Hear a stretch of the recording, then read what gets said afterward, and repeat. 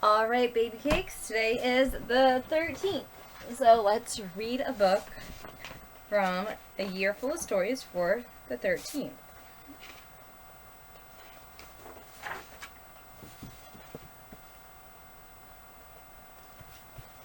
Today's book is Fergus, the Tractor's Busy Day.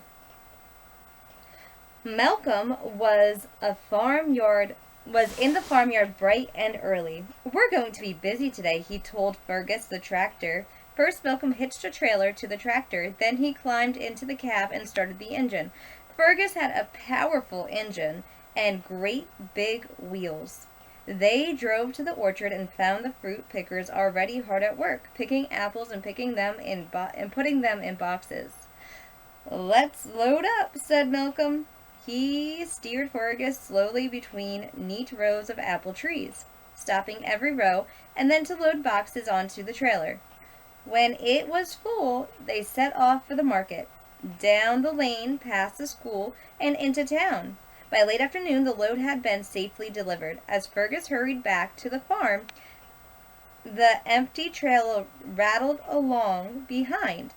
They were just passing the school again when Malcolm saw something blocking the road. The school bus had broken down. "We must help," said Malcolm, but the bus driver and the children were pleased to see them. "Hop up on the trailer," said Malcolm. "We'll take you home." Fergus waited while everyone climbed on board. Then he pulled the trailer through the village, stopping to let the children off near their homes. "Goodbye, and thank you for the ride," they shouted. It was dark by the time Malcolm and Fergus got back to the farm.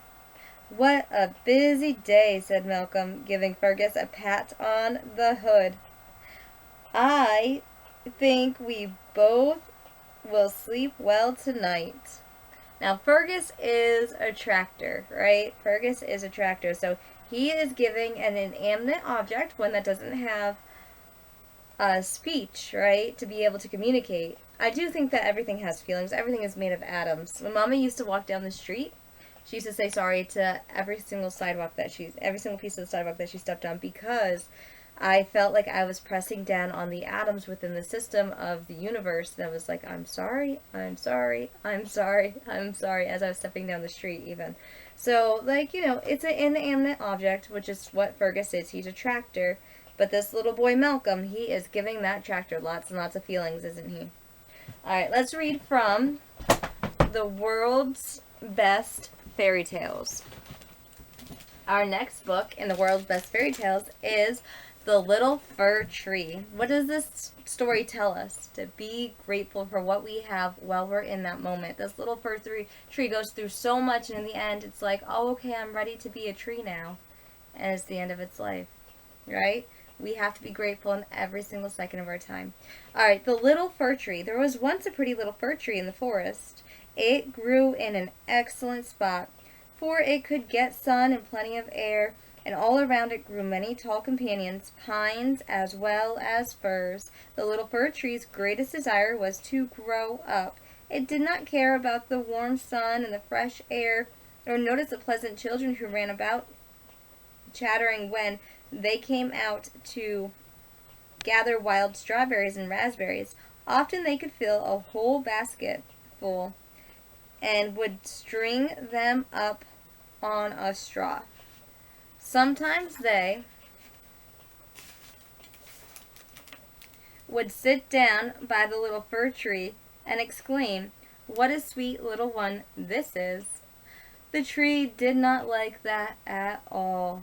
By the next year, it had grown a whole ring wider, and the year after that, another ring more, for you may always tell a fir tree's age from its rings. "Oh, if I were only as tall as the others," sighed the little fir tree. "Then I could switch my branches far and wide and look out upon the great world. The birds would build their nests in my branches, and when the wind blew, I would blow politely just like the others." The fir tree took no pleasure in the sunshine, nor in the birds, nor in the rosy clouds that sailed over it at dawn and at sunset. Then the winter came, and the ground was covered with sparkling white snow. Sometimes a hare would come up and leap right over the little fir tree. This annoyed it very much, but when 2 more winters had passed, the little fir tree was so tall that the hare had to run around it. Ah, to grow and become big and old. That is the only pleasure in life, thought the tree. In the autumn, woodcutters used to come and chop down some of the tallest trees.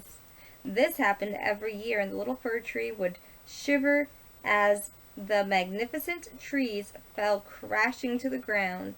Their branches hung off of the great trucks, left bare, so that they were almost unrecognizable. Then they would load it onto a wagon and be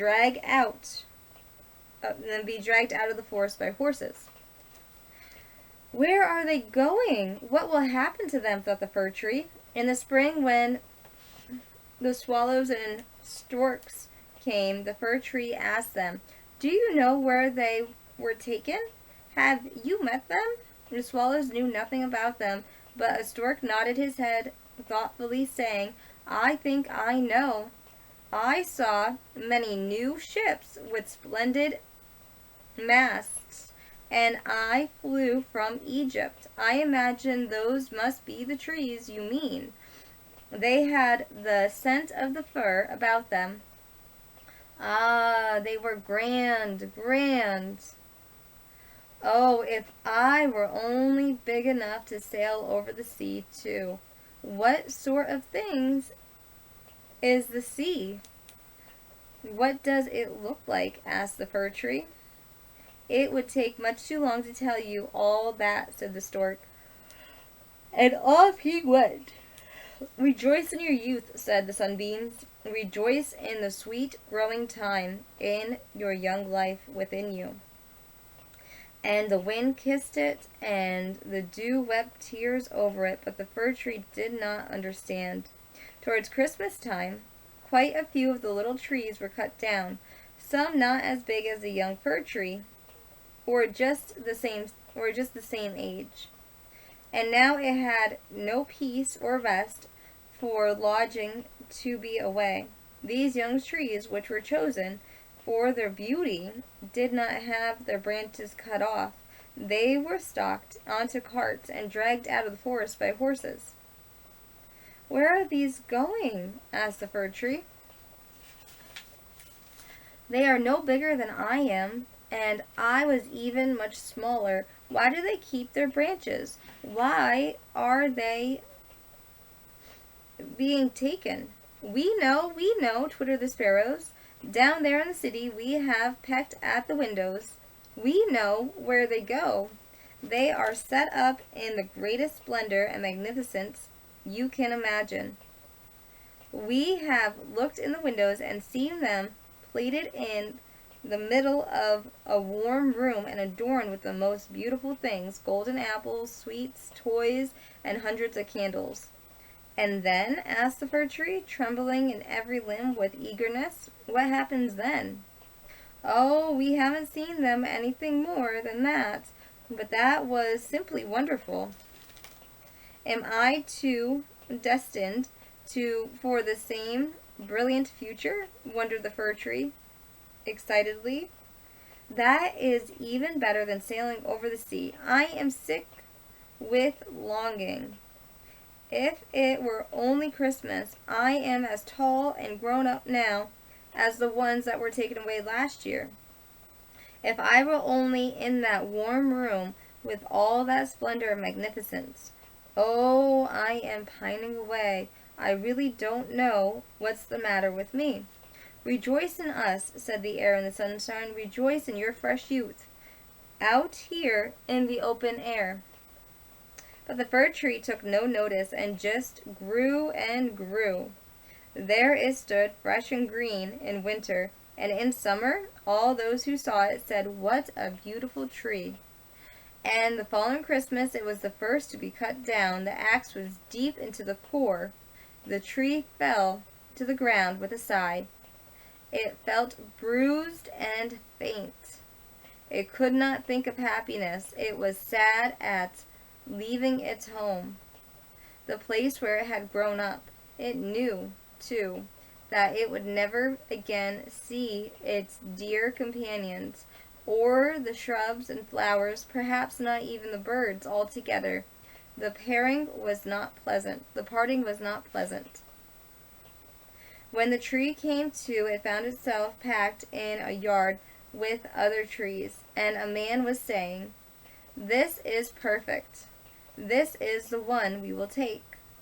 Then to then came two footmen in livery who carried in livery Livery livery who carried the fir tree into a beautiful big room. There were pictures hanging upon the walls, and near the Dutch stove there stood a Chinese vase with lions on their lids.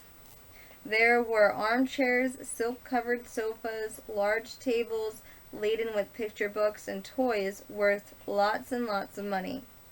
At least so the children said. The fir tree was pleased, and the great tub filled with sand. But no one could see that it was a tub, for it was covered with greenery and stood on a gaily colored carpet. How the tree trembled! What was coming now? Young ladies and men servants began to decorate it. On its branches it hung little baskets cut out of bright paper, each filled full of sugar plums. Glittered apples and nuts hung as if they grew there, and over 100 red, blue, and white candles were fastened among the branches, dolls as lifelike as human beings.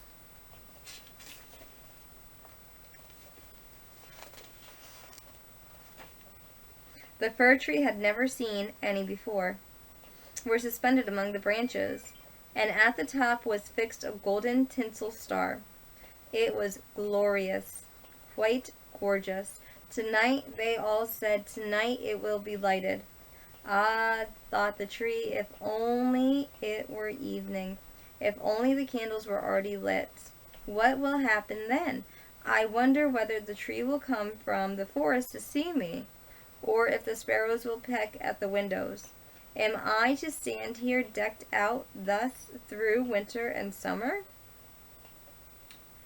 It was not a bad guess, but the fir tree had real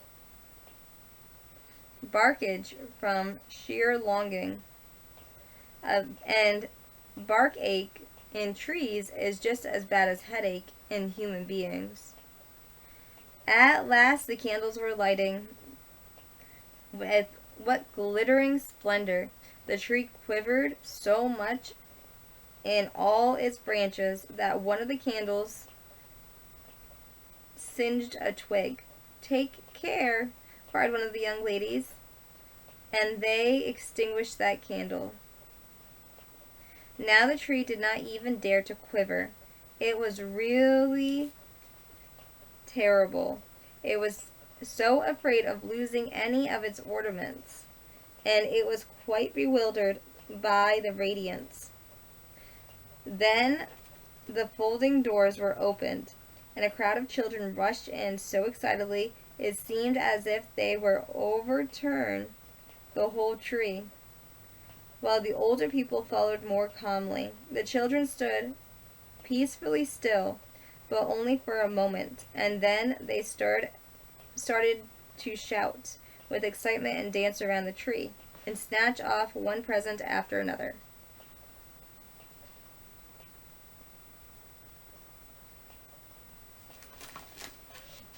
There's the children and the fir tree.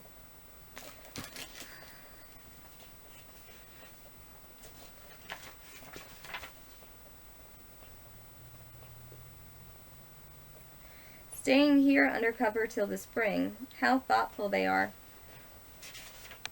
Oh,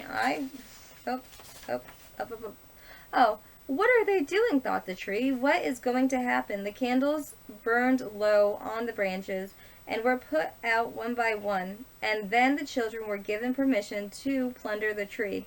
They rushed at it so that all the branches cracked. If it had not been fastened to the ceiling by the golden star, it would have toppled over. The children danced around with all their splendid toys, and no one looked at the tree except for the old nurse, who came and poked among the branches just to see if by chance a fig or an apple had been forgotten. A story, cried the children, and dragged a stout little man to the tree. He sat down beneath it, saying, "Here we are in the greenwood, and the tree will be delighted to listen. But I am only going to tell one story. Shall it be Chicken Little or Humpty Dumpty? We fell downstairs and yet won great honors and married a prince." "Chicken Little!" cried some. "Humpty Dumpty!" cried others. There was an absolute beldam.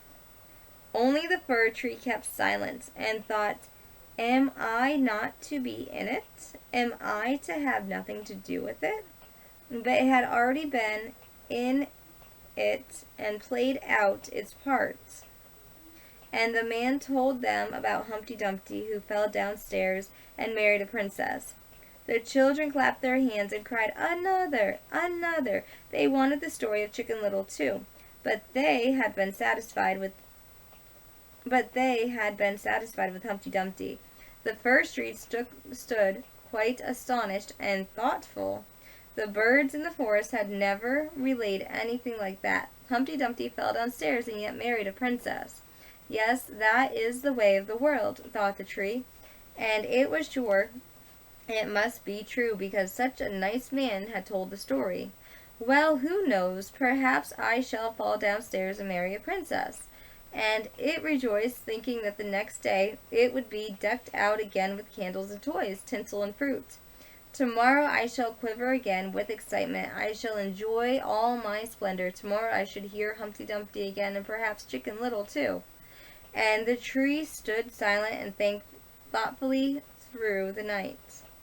Next morning the servants came in. Now the decorations will begin again, thought the tree. But they dragged it out of the room and up the stairs to the attic. There they put it in a dark corner where no ray of light could penetrate. "What does this mean?" said the tree. "What am I to do here? What am I to hear?" And it leaned against the wall and thought and thought. There was time enough for that, for days and nights went by, and no one came up. At last, when someone did, it was only to put some big boxes into a corner. Now the tree was so hidden it seemed as if it had been completely forgotten. "It is winter outside now," thought the fir tree. The ground is hard and covered with snow. They cannot plant me at this time, and that is why I am staying here under cover till the spring," he thought. Thoughtfully they are. How thoughtful they are. Only I wish it were not so terribly dark and lonely here, not even a little hare. It was so nice out in the forest when the snow lay on the ground, and the hare raced past me, yes, even when he hopped over me, but I did not like it then.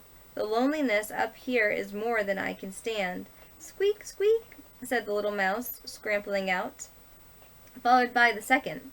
They sniffed at the fir tree, and they crept between the branches. "It's frightfully cold," said the one mouse. "How nice it is to be here. Don't you think so too, you old fir tree?" "I'm not at all old," said the tree. "There are many much older than I am." "Where did you come from?" asked the mice, and what do you know?" They were extremely inquisitive. "Do tell us about the most beautiful places in the world. Is that where you come from? Have you been to the storeroom, where cheese lie on the shelves and hams hung from the ceilings, where one dances one's tallow candle, and when one goes in thin and comes out fat?" "I know nothing about that," said the tree, "but I know the forest where the sun shines and the birds sing."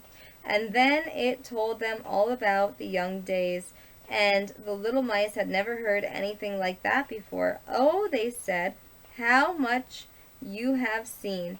How happy you must have been!"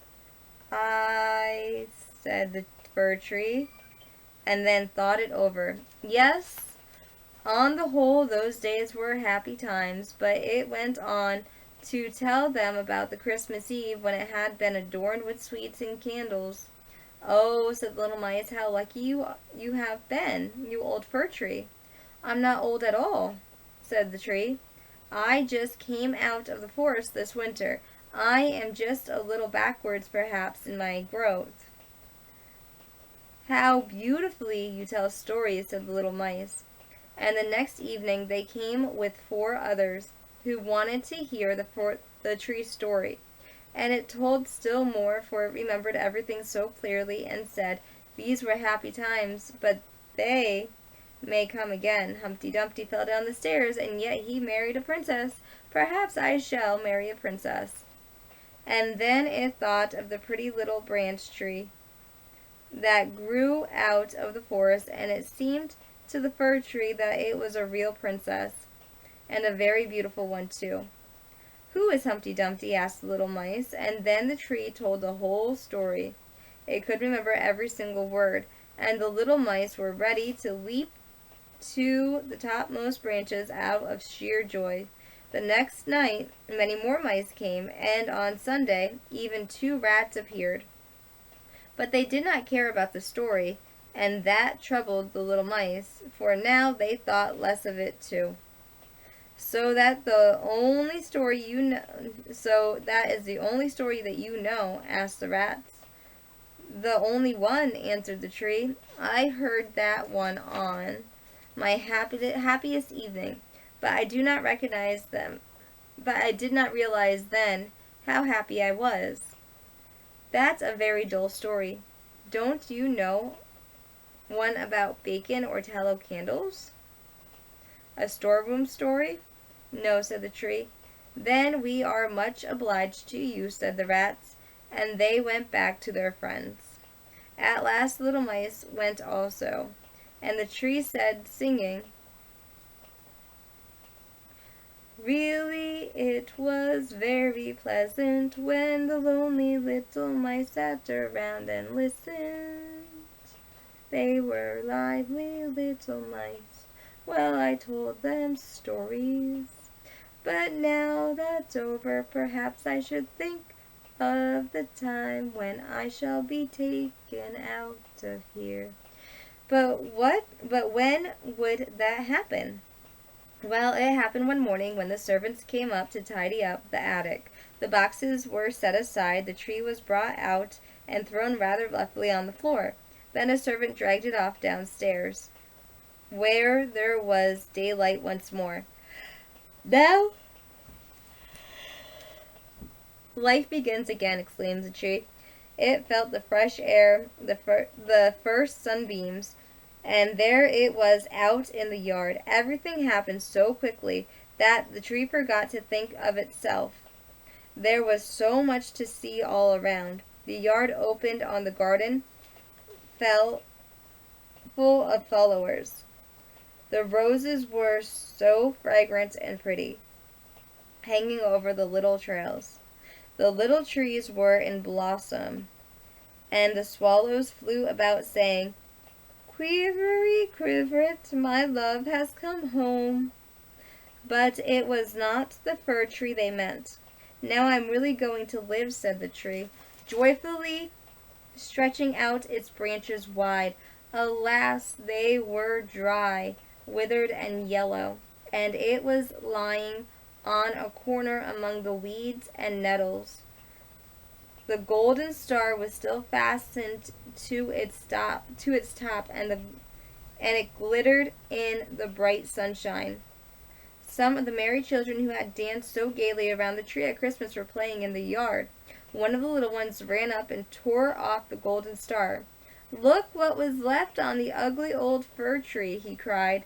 and stomped on its branches so that they cracked under his feet.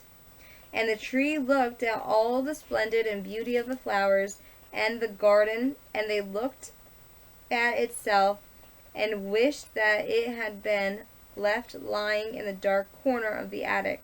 I thought of its fresh green youth in the woods, and the Merry Christmas Eve, and the little mice who had listened so happily to the stories of the Humpty Dumpty. Too late, thought the decorated tree. If only I had enjoyed them while I could. Now all is over and gone. And a servant came and cut the tree into small pieces. There was quite a stick of them. There was quite a stack of them. A huge fire blazing up with the logs flickering brightly under the great copper vat. The tree sighed deeply, and each sigh was like a pistol shot. The children who were playing there ran up and sat in front of the fire, gazing at it and crying, "Puff, puff, bang, piff, puff, bang." But for each crack, which was really a sigh, the tree was thinking of a summer day in the forest, or of a star-filled winter night there. It thought of Christmas Eve and of Humpty Dumpty, which was the only story it had heard or could tell. And then the tree became a heap of ashes. The children played in the garden, and the youngest had on his breast the golden star which the tree had worn on the happiest evening of its life. Now that was past, and the tree had passed away, and the story too ended and done with. And that's the way with all stories. Karina, baby, not every single day of your life is going to be happy, okay? It's just the truth. Mama's not happy every day, but I'm not a complainer either. I'm not going to complain about anything in my life. I'm very blessed, and you are very blessed. And every single day that you have your health, and you have your mind and your health, you are doing amazing. I don't care where you live. I don't care what you're doing. It's not everything else around that. If you have your health, you're breathing, you're healthy, you're eating, you're drinking good water, you're eating good food, you're doing well within yourself, enjoy your time. Enjoy your day. It's okay to run around and go places and do things. It's okay to come back home. Your home is your body, where you eat and where you sleep. Where you are is where you're home at that moment in time, okay? It's your heart, it's your mind, it's your body, it's your soul, it's your spirit. You are your home. Your body is your temple. That's why you have temples, and you treat it well. Okay? It is almost Rosh Hashanah, and Rosh Hashanah is one of my favorite holidays. It is New Year's. It's high holy days. It is days where you don't eat, you don't sleep, you don't drink anything, you don't wear any shoes, you don't go anywhere. You sit down and you write. You write about everything that you could improve in your life, right? Everything that you think that you've done wrong throughout the year. You talk to people, you say, look, I did this was wrong, I need forgiveness for this, will you forgive me? And you just evaluate your entire year, and you work on things that you could do better. Now, if there are certain exceptions to not eating and fasting throughout the day, because it's dusk to dusk, right? So if you want to fast, you have to be somebody who is not nursing a baby, doesn't have milk, someone who isn't on their moon cycle, someone who isn't, you know what that is, Mama's explained that to you before, and you're very little, everyone knows what that is. It's a fine thing for little kids to know about, which is why I'm phrasing moon cycle. If you're not older, if you're not an older woman or older man, you can fast if you're not in a family way, if you're not deciding to have a baby at that moment in time. You can have a fast throughout the day from the time that it becomes light to the time that it becomes dusk. And then at night you can eat good foods. And at the end of Rosh Hashanah, it's Shana Tova, right? It's a happy, sweet new year. So we eat apples and honeys for a happy, sweet new year. We go out that day to a lake or a pond or any place with a running stream, and we rip up our list for that year, and we throw it in the water, and we just release ourselves from everything that was wrong, and we keep our list of things that we are going to improve upon and do right, right? That is the Orthodox way to do Rosh Hashanah. That's what your grandpa was, and that's what we used to do when we were kids. So, and you know, you got a couple of years of doing that. But, you know, you're getting bigger now, and it's a good holiday to celebrate, and, you know, it's just, I'm pretty excited this year to have it, because I'm pretty sure in a couple of months you're going to be with me, and I just want to have a clean slate. So I'm pretty excited for the New Year's this year. Alright, let's do We Sit and Watch the Rain as it falls from the sky, and we are glad to be inside where it is warm and dry. Oh yes, I do love the rain. It keeps the earth so clean and helps the pretty flowers grow from the mountains to the streams. Let's do Lila Tove and good night to you. Lila Tove, may your dreams come true. We sing Lila Tove, may Israel protect you throughout the night until we reach the morning light. Karina, baby, I love you. Like Papa always used to say, Mama's his sun, Papa's my moon, and you are quite literally our rainbow baby, and we both love you no matter what. I love you no matter what. I love you, my baby.